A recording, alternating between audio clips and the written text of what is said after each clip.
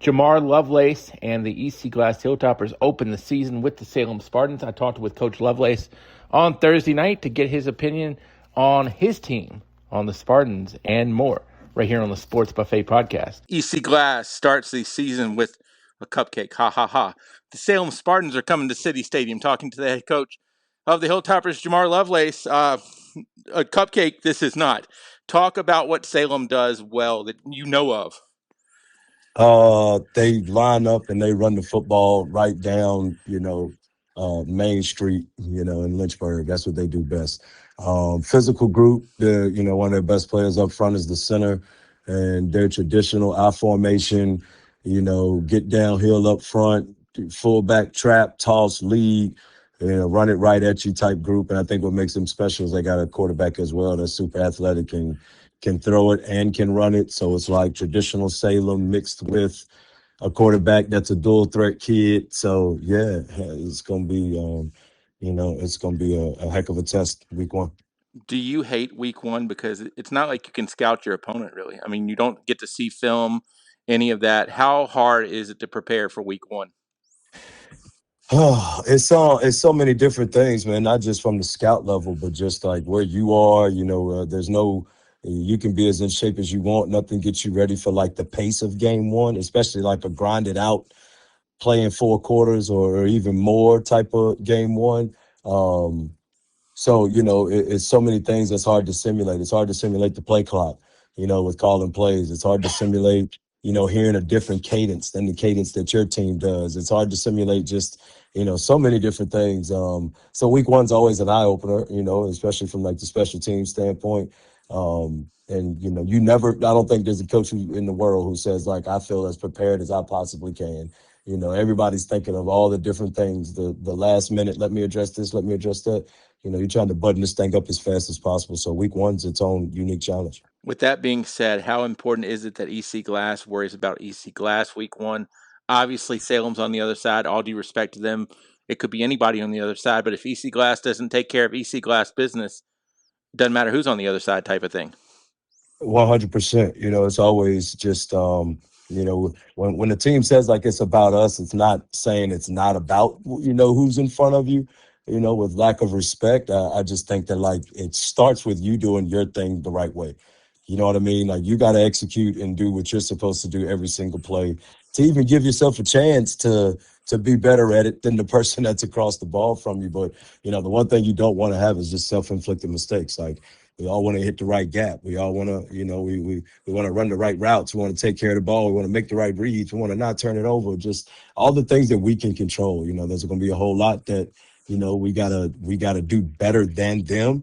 Both teams got to go and do some things right, but we got to do it better. But we can't do things wrong. That's number one. Is we got to control everything that's within the realm of our control, and we got to play as clean a football as possible. And one thing I think you do want to have is toughness. If you get punched in the mouth, you can't just fall down and wait for the count of 10. You've got to get back up and punch back. How important is that to see early in the season? Very important. Last year we had played like 13 different defensive linemen, 8 different linebackers, a bunch of. We literally just was almost running out of bodies, and we got a 4th down stop to beat these guys, and it was just such a grinded out game on week one, and it was like just who could have been ready on either side for an absolute 4 quarters all the way down to the last second, type of game. And it's just gonna be that. It's like it's gonna be an old school roll up your sleeves, get dirty. It's gonna be a grinded out, gritty affair. Like, execution is one thing, but like grittiness and grindiness is another thing. And we just got to know, like we're walking into a bar fight. Like it's gonna be a scrap for 4 quarters. You schedule the way you do for a reason, but how much does just the name on the other side sometimes worry you? To be honest, man, it's kids are so different now. Right. I feel like I used to, you said the word Salem and it was like I can tell you 10 stories about just what I know. And a lot of our kids now are so trapped in their little world that's right there in their little circle that like there's just the sense of knowing we got so much at our fingertips, but I think sometimes that makes us know less, you know what I mean? And I don't think I think it's one of those, just we're lining up and we're playing football against what we know is a great team. Our kids are, it's I don't know if kids these days, carry that sense of history with them.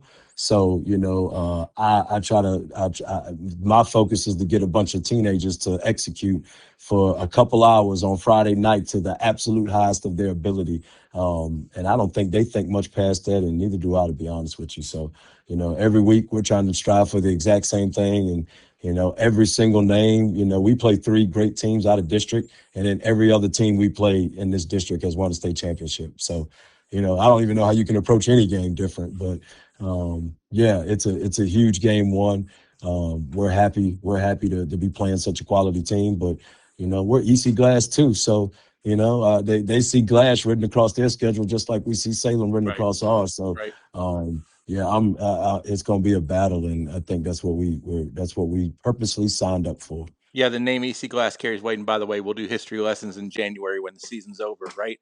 So, final question. And you talked about this at Media Day. You talked about simulating as much as you can because you guys are having to practice a lot more off-site at the stadium and stuff like that. How much have you Mhm. been able to simulate cadence? How much have you been able to simulate play clocks? Things of that sort.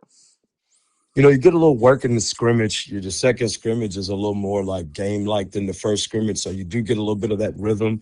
And we've had some good situations that we were in, a little 2-minute drill, like little things like that you don't think about, how to dead the ball and stop the clock and running out of bounds.